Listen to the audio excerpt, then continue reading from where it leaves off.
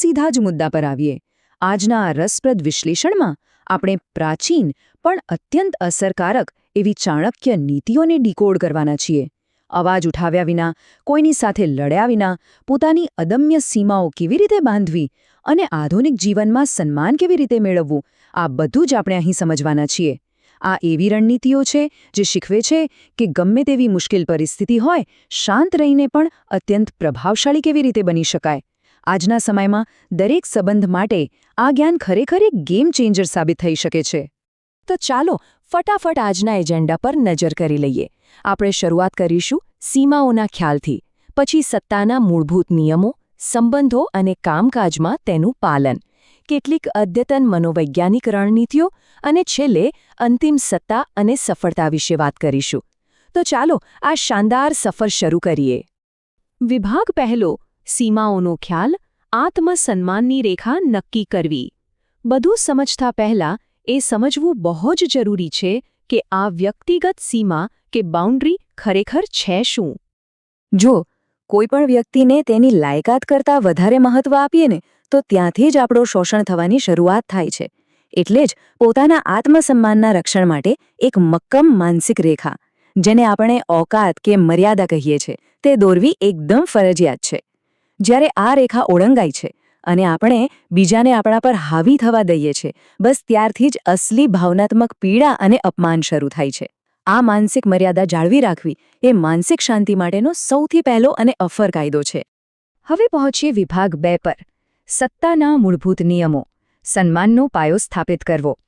લોકો બહુ જ ધીમેથી અને નાની નાની વાતોમાં આપણા પર પોતાનું વર્ચસ્વ જમાવવાનું શરૂ કરતા હોય છે, અને આને તરત જ ઓળખવું અને અટકાવવું ખૂબ જ જરૂરી છે. અહીં સત્તાના 3 મૂળભૂત નિયમો છે જે દરેક જગ્યાએ લાગુ પડે છે. પહેલો નિયમ, જ્યારે પણ કોઈ ગેરવાજબી વર્તન કરે કે ખોટો ઠપકો આપે તો એ વર્ચસ્વને શરૂઆતમાં જ કાપી નાખો.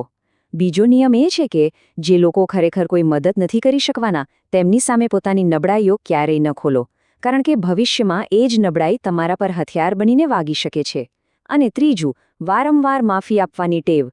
આ ટેવ ધીમે ધીમે ગુલામીમાં ફેરવાઈ જાય છે, માટે સુધરવા માટેની તકો હંમેશા લિમિટેડ જ હોવી જોઈએ. અને અહીં આવે છે માફી આપવાનો એક અદ્ભુત 3 સ્ટ્રાઇક રૂલ. કોઈ પણ વ્યક્તિને 3 વાર માફ કરવી બિલકુલ સ્વીકાર્ય છે, પણ જો એ જ વ્યક્તિ 4થી વાર સમાન ભૂલ કરે અને છતાં માફી મળી જાય, તો માફ કરનાર વ્યક્તિ પોતાની જાતને સામેવાળાની ગુલામ બનાવી રહી છે એવું સમજવું. સંબંધોમાં ક્યારેક કઠોર થવું જ પડે છે.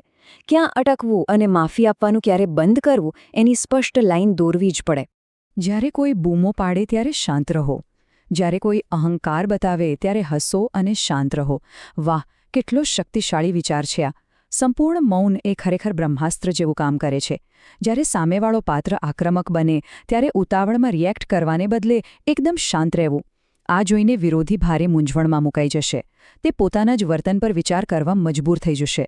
મારો કહેવાનો અર્થ એ છે કે અહીં તમારો સંયમ જ સૌથી મોટો પ્રહાર બની જાય છે.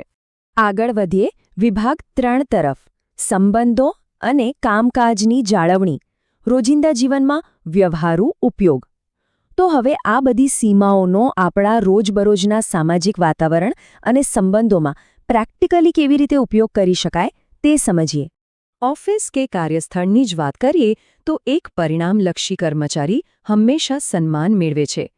બિનજરૂરી ગપશપ કે ચર્ચાઓથી દૂર રહીને માત્ર ઉત્તમ પરિણામો આપવા પર ફોકસ કરવું અને શાંત રહેવું એ જ શ્રેષ્ઠ નીતિ છે. બોસ કે વરિષ્ઠ અધિકારીઓ હંમેશા સારા પરફોર્મન્સને જ માન આપે છે. બીજી બાજુ જેઓ માત્ર ખુશામતખોરી કે ચાપલુસી કરે છે, તેમની સાથે રમકડા જેવો જ વ્યવહાર થાય છે. તમારું કામ જ તમારી અસલી ઓળખ બનવું જોઈએ, તમારી વાતો નહીં. અલગ અલગ સંબંધો માટે રણનીતિ પણ અલગ જ હોવી જોઈએ. જેમ કે સંબંધીઓ પાસેથી અપેક્ષાઓ સાવ શૂન્ય કરી દેવાથી એક ગજબની માનસિક સ્વતંત્રતા મળે છે, કારણ કે નિરાશાનું સૌથી મોટું મૂળ જ અપેક્ષાઓ છે. મિત્રોની વાત કરીએ તો જે લોકો ઝેરી કે ઈર્ષાળુ છે તેમને જીવનમાંથી જ બ્લોક કરી દો અને માત્ર સાચા સાથીઓને જાળવો. અને જીવનસાથી, તેમાં કોઈપણ પ્રકારના માનસિક કે ભાવનાત્મક વર્ચસ્વ વિના એકદમ કડક પરસ્પર સન્માન જાળવવો, એ જ એક સ્વસ્થ અને લાંબા ગાળાની પાર્ટનરશિપની સાચી ચાવી છે. તો હવે મનમાં એક બહુ જ મોટો અને સ્વાભાવિક પ્રશ્ન ઊભો થાય કે જો કોઈ સીધે સીધું અપમાન કરે તો અવાજ ઉઠાવ્યા વિના તેનો સામનો કેવી રીતે કરવો?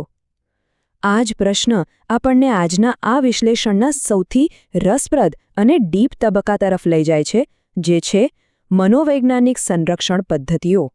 વિભાગ 4 અદ્યતન મનોવૈજ્ઞાનિક રણનીતિઓ, મૌન સંરક્ષણ. ચાલો કેટલીક એડવાન્સ્ડ રણનીતિઓમાં ઊંડા ઉતરીએ, જે સામાજિક પાવર ડાયનામિક્સને કંટ્રોલ કરવા માટે બ્રહ્માસ્ત્ર સમાન સાબિત થાય છે. ધારો કે કોઈ વ્યક્તિ ઉશ્કેરવાનો કે નીચા જોવડાવવાનો પ્રયાસ કરે છે, ત્યારે શું કરવું? સીધા તેમની આંખોમાં જુઓ અને એકદમ શાંતિથી, ધીમા પણ મક્કમ અવાજે કહો, મારી સાથે આ રીતે વાત ન કરો. આ એક નાનકડી પણ દૃઢ ચેતવણી કોઈ પણ અવાજ ઊંચો કર્યા વિના જ તેમને ભવિષ્યમાં આવું વર્તન કરતા તરત જ રોકી દેશે.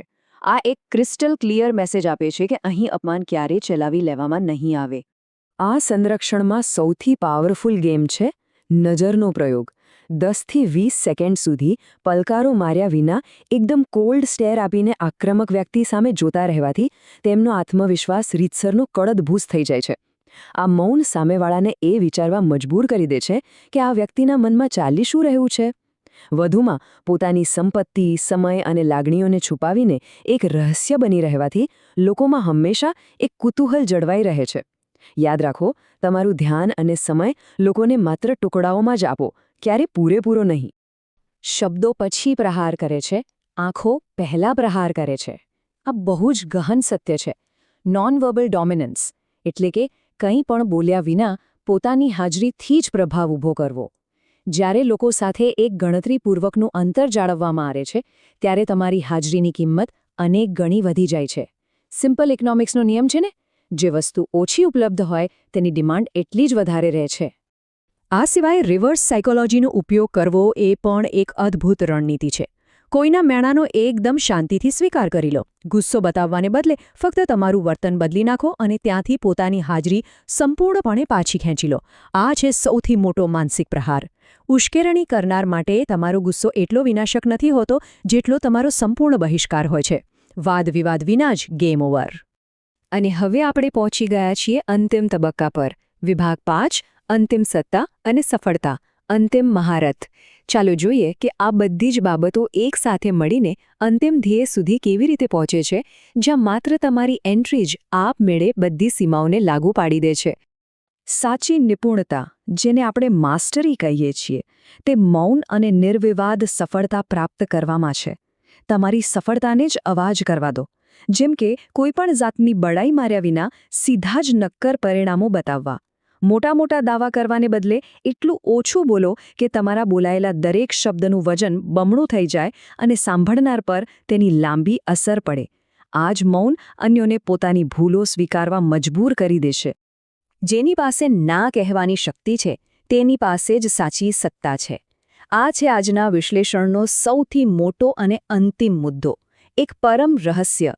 તમામ સંબંધો અને પરિસ્થિતિઓમાં જ્યાં જરૂરી હોય ત્યાં સ્પષ્ટ ના કહેવાની સંપૂર્ણ હિંમત હોવી, એ જ તમારું નિર્વિવાદ અધિકાર સ્થાપિત કરે છે અને તમને સૌથી ઊંડું સન્માન અપાવે છે. જે લોકો હંમેશા દરેક વાતમાં હા જ પાડ્યા કરે છે ને, તેઓ ઘણીવાર ધીમે ધીમે પોતાનું જ સન્માન ગુમાવી બેસે છે. તો આ ચર્ચાના અંતમાં એ સમજવું સૌથી વધુ જરૂરી છે કે પોતાની મક્કમ સીમાઓ નક્કી કરવી એ આત્મસન્માનનું સર્વોચ્ચ સ્વરૂપ છે. એમાં કોઈ અહંકાર નથી. આ બધી જ રણનીતિઓ આપણને એ વિચારવા માટે પ્રેરે છે કે આપણે આપણી પોતાની લાયકાતને કેટલી કિંમત આપીએ છીએ. અને સૌથી અગત્યનો પ્રશ્ન, અત્યારે જીવનમાં આદર અને આત્મસન્માનની તે મજબૂત રેખા આપણે ચોક્કસ ક્યાં દોરવી જોઈએ? આ એક એવો શક્તિશાળી પ્રશ્ન છે જેનો જવાબ દરેક વ્યક્તિએ પોતાના આંતરિક વિકાસ માટે વિચારવો જ રહ્યો.